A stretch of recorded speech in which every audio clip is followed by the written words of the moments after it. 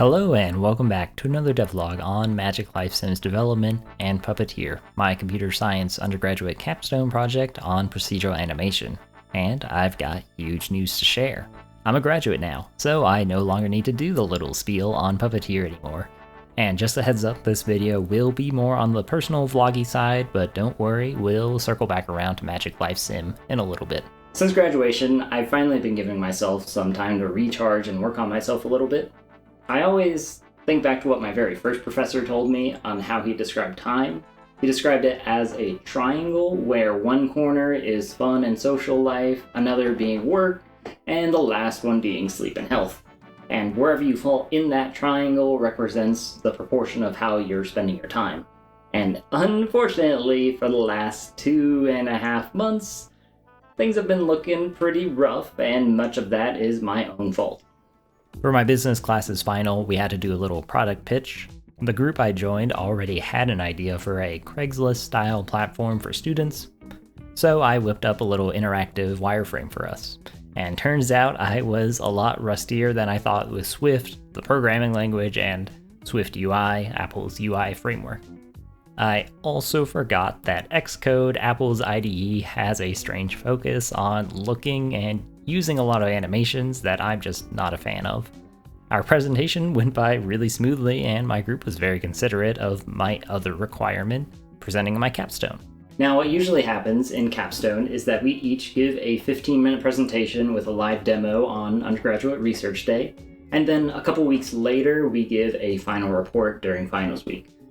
We didn't do that though because there are way too many people in our class, way more than usual. And instead, what we did is a 2-hour poster presentation where groups of us would move over to the professor's table to show off our live demo.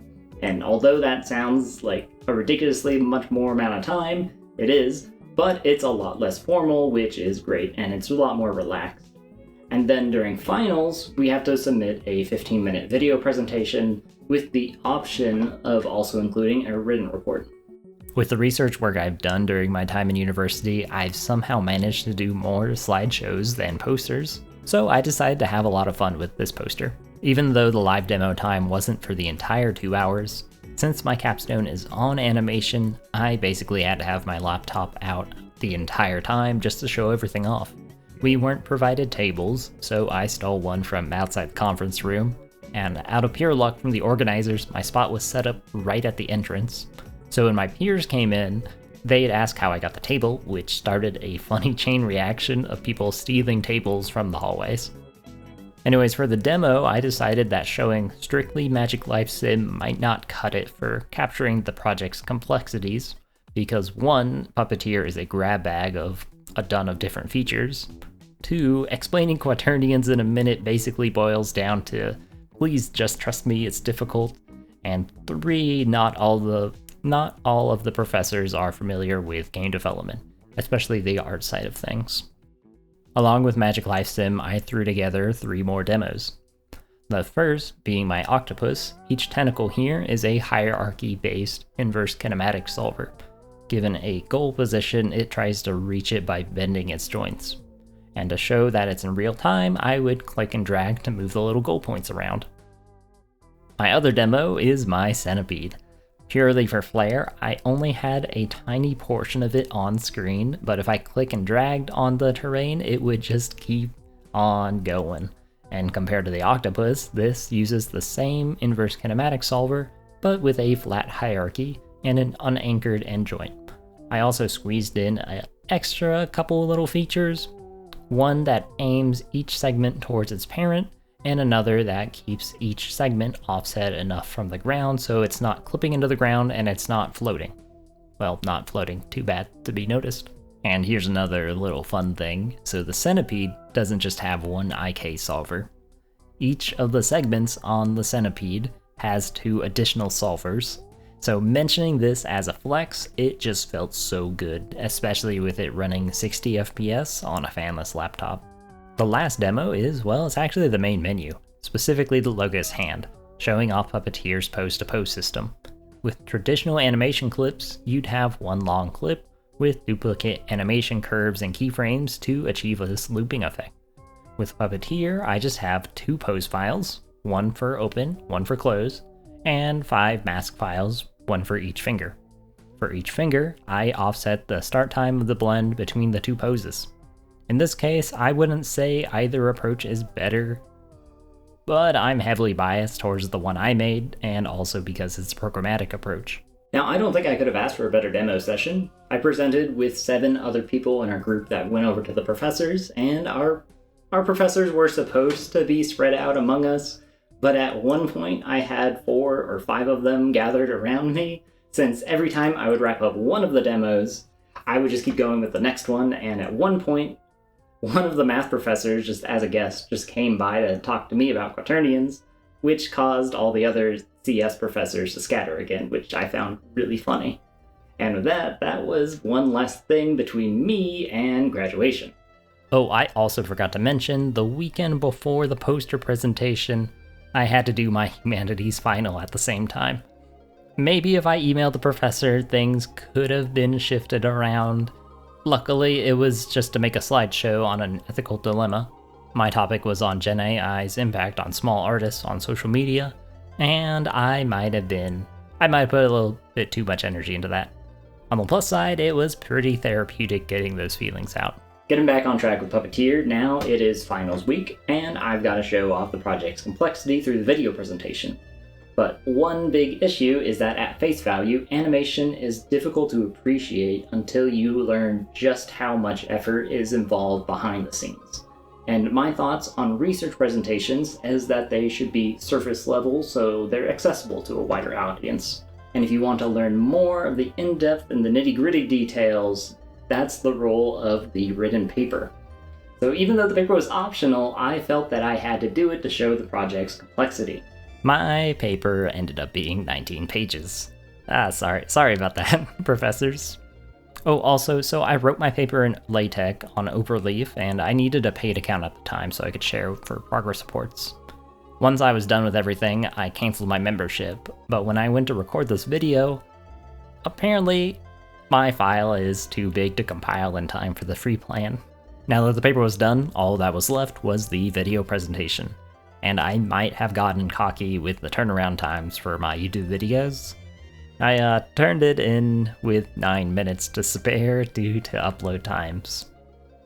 I imagine I could have written a "I'm so sorry, here's the presentation, please let me graduate" email, but it was just really stressful at the time. After that, I had a solid week of I don't know what to do besides looking at a wall and waiting for the ceremony. And then I graduated. So let's finally talk about Magick Life Sim's future development. I'll definitely be continuing the project as planned. It's still a long way away from completion. Running Puppeteer as my capstone was the wisest thing I could have done, but it did restrict my focus as far as devlogs go. I'm not a particularly big fan of having multiple videos in a row on tough technical topics. It can get pretty taxing on me. So I would rather mix things up, maybe have a technical video here and then have a more chill art video there. With this project, there is a very apparent issue. In my opinion, a strong life simulation game needs breadth and depth. In other words, it needs a variety of content that the player can sink time into, and then explore that content. Not only would this be ambitious, it would also be my first commercial game. So here's my crazy idea. I make 2 games. Not only would they share the same aesthetic, but they would largely share the same systems as well. The catch is that the second game would have a considerably smaller scope, and what I have in mind right now is a vivarium simulator game. And while a terrarium focuses on plants, vivariums also include animals and bugs. But since terrariums are a more widely known term, I'm just gonna call it Terrarium Simulator, because I gotta think about the marketing on this thing. This game would be more along the lines of Plastic Duck Simulator, Townscaper, and Nintendogs. While Magick Life Sim has a focus on chimeras, Terrarium game would lean closer to real-life insects with some deviation to make things interesting. I don't know, maybe pats or something. Doing this would free up a lot of creative energy on my part. Timeline-wise, my plan is to keep developing Magick Life Sim, as I have been right now. I'll keep the shared systems in mind, but once they've matured enough, I'll branch off into Terrarium game. I would also get the post-release benefit of figuring out what needs to be improved from Terrarium game to Magick Life Sim. So, what's next for Magick Life Sim's development? First, I need to clean up everything from the end of semester crunch and remove the demo contents. Second, I want to work on interaction and dialogue systems.